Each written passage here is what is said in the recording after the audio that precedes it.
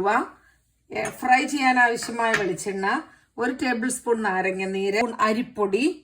വറുത്തിടാനുള്ള കറിവേപ്പില, ഇഞ്ചി, വെളുത്തുള്ളി, ഉപ്പ്,